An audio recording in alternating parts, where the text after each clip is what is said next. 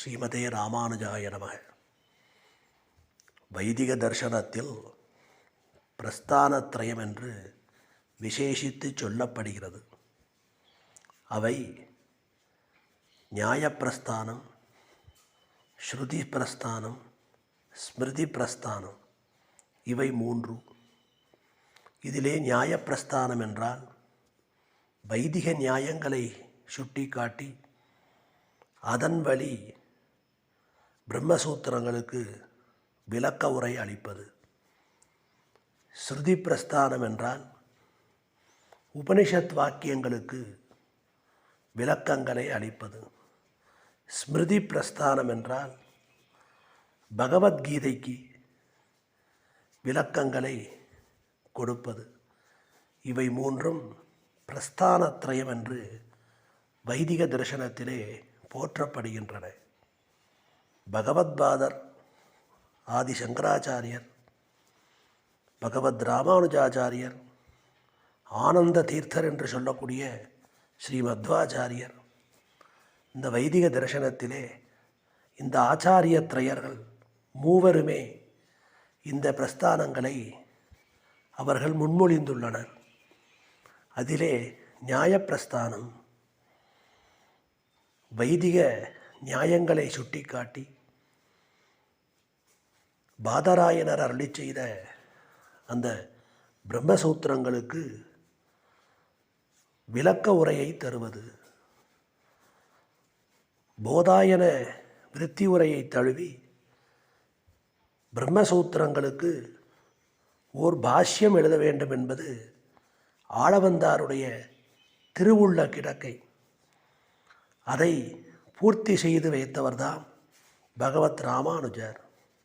அந்த போதாயன விருத்தி கிரந்தத்தை தேடி காஷ்மீரம் வரை சென்று ஆழ்வானையும் அழைத்து கொண்டு காஷ்மீர தேசம் சென்று அங்கே இருக்கிற ஞான பண்டாரத்திலே அந்த போதாயன விருத்தி உரையை சாட்சாத் ஸ்ரீ சரஸ்வதி தேவியே காண்பித்து கொடுக்க அதனை எடுத்துக்கொண்டு வருகின்ற வழியிலே இரவு பொழுது ஆகிவிட்டது. அதனால் அங்கே தங்கியிருந்தார்கள். ஆச்சாரியனுக்கு செய்ய வேண்டிய உபகாரங்களை எல்லாம் செய்துவிட்டு ஸ்ரீ கூரத்தாழ்வான் அந்த போதாயன விருத்தி கிரந்தத்தை எடுத்து வாசித்தார். பொழுது புலர்ந்தது. ஆச்சாரியனுக்கு வேண்டிய பணிவிடைகளெல்லாம் செய்து கொண்டு நித்திய கர்மானுஷ்டானங்களை முடித்து கொண்டு அவர்கள் புறப்படுகிற சமயத்திலே அந்த காஷ்மீர பண்டாரத்திலிருந்து வந்த அந்த பண்டிதர்கள், ஒருவேளை இந்த சந்நியாசி இதை கொண்டு சென்றால் இந்த விருத்தி உரையை தழுவி அவர் ஒரு கிரந்தம் செய்து விடுவர், அதனால் நம் கிரந்தங்களுக்கு ஆபத்து வரும் என்று நினைத்து கொண்டு அந்த விருத்தி உரையை பறித்து கொண்டு சென்றனர். எம்பெருமானாருக்கு துக்கம் மேலிட்டது. ஸ்ரீ ஆளவந்தாருக்கு வாக்கு கொடுத்து விட்டோம், ஆனால் அதை நிறைவேற்ற முடியவில்லையே என்கிற துக்கம். ஆழ்வானை நோக்கி சொன்னாராம், ஆழ்வான், விருத்தி கிரந்தம் பறிபோய்விட்டது, இனி என்ன செய்ய என்று கேட்டாராம்.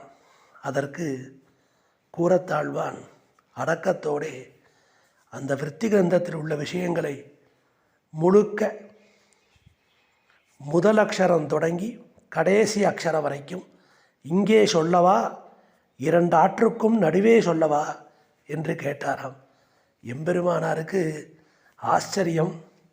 அதே சமயத்தில் அவருக்கு அப்படி ஒரு மகிழ்ச்சி மனசில் மகிழ்ச்சி பெருகின்று வருது. அந்த ஆனந்தம், நீர் எப்போது பார்த்தீர் அந்த கிரந்தத்தை என்று கேட்டவுடனே தேவரீருக்கு எல்லா கைங்கரியெல்லாம் முடிச்சுட்டு தேவரீர் கொஞ்ச நேரம் கண்வளர்ந்த அருளர் காலத்தில் அரியன் அந்த விருத்தி கிரந்தத்தை பார்த்துட்டேன், வேணா இங்கேயே விண்ணப்பிக்கிறேன், வடக்க விந்திய மலைக்கு அங்கே ஒன்று இங்கே விண்ணப்பிக்கிறேன், இல்லைன்னா இரண்டு ஆற்றுக்கும் நடுவே உபய காவேரி மத்தியில் இருக்கே ஸ்ரீரங்கம் பெரிய கோயில், அதுதான் வேதாந்தத்தோட வளர்ப்பு பண்ணை, அங்கே வந்து சொல்லட்டுமா அப்படின்னு கேட்டாராம்.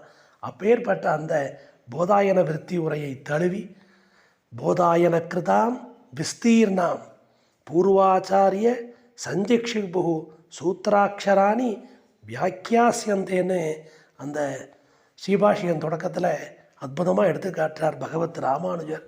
அப்பேற்பட்ட அந்த கிரந்தம், அந்த ஸ்ரீபாஷ்ய கிரந்தம், அந்த ஸ்ரீபாஷ்யத்தை எம்பெருமானார் சிஷ்யர்களுக்கெல்லாம் காலக்ஷேபமாக சாதித்த இடம் இந்த திருநாராயணபுரம்.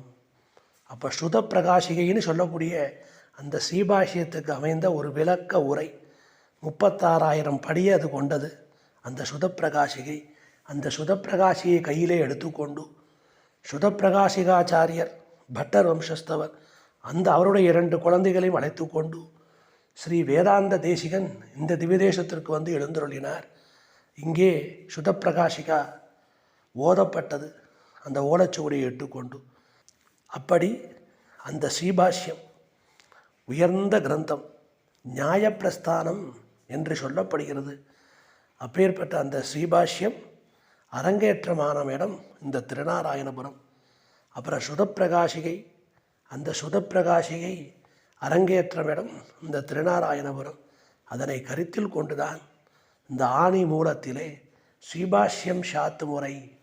அப்போ அந்த ஸ்ரீபாஷ்யத்தை எம்பெருமானார் தான் நமக்கெல்லாம் அருளி செய்தார். அதை ஸ்ரீ மணவாள மாமுனிகள் கிடாம்பி நாயனாரிடம் ஒரே ஒரு முறை அதிகரித்தார். இப்படி யதீந்திரர் வெளியிட்டதை யதீந்திர பிரவணர் ஒரு முறை அதிகரித்தார், ஒரு முறை அத்தியனம் பண்ணினார். அதையே கருத்தில் கொண்டு ஒன்றும் தேவும் உலகம் உயிரும் மற்றும் யாதுமில்லா அன்னு என்று சொல்லக்கூடிய அந்த பதிகம் 4ஆம் 10 10ஆம் திருவாய்மொழி, அந்த ஒன்றும் தேவும் பதிகத்தில் இந்த ஸ்ரீபாஷ்யத்தில் சொல்லப்பட்ட விஷயங்களை எல்லாம் சேர்த்து அந்த பிரவேசத்திலே அவர் ஸ்ரீ மணவாள மாமுனிகள் சாதிக்க, உடையவர் சன்னதியிலே பெரிய கோயில் திருவரங்கத்திலே இந்த ஒன்றும் தேவும் பதிக பிரவேசத்தை சாதிக்க, அதை கேட்டு கேட்டு ஆனந்தப்பட்டாராம். திருமலையிலிருந்து இருந்து திருவரங்கம் வந்து பெரிய ஜீயரை திருவிடி தொழ வேணும் என்ற நோக்கிலே வந்தார். ஒன்னான பிரதிவாதி பயங்கரம் அண்ணா அவர் வந்து பார்த்தாராம். இவருக்கு தட்சிண தேசத்திலேருந்து வந்தவர், ஆழ்வார் திருநெல்வேலியிலேருந்து வந்தவர், இவருக்கு தமிழ் புலமை இருக்கும், வடமொழி புலமை உண்டா என்பதை பார்க்கணும்னு சின்னதாக நினச்சார் மனசில். அன்றைக்கு ஒன்றும் தேவும் பிரவேசம், அதை ஸ்ரீபாஷ்யத்தை எடுத்து அற்புதமாக சொன்னார். அந்த பிரவேசம் முடிஞ்சது. நேராக வந்து ஒன்னான பிரதிவாதி பயங்கரம் அண்ணா ஸ்ரீ மணவாள மாமணி திருவடியிலே நெடுஞ்சான் கிடையாக கிடந்தாராம். அப்படி அந்த ஸ்ரீபாஷ்யம், அந்த ஸ்ரீபாஷ்ய சாத்துமுறை செல்வப்பிள்ளை உபயநாச்சிமாரோடே, உடைய யதீந்திரரோடே, யதீந்திர பிரவணரோடே அந்த ஸ்ரீபாஷ்ய சாத்துமுறை தான் இன்று நமக்கு சுப்பிரபாதமாக அமைந்துள்ளது. இந்த சுப்பிரபாதத்தை இந்த சிறிய சரித்திரத்தோடு நாமும் தொடங்குவோம். ஸ்ரீமதே ராமானுஜாய நமः.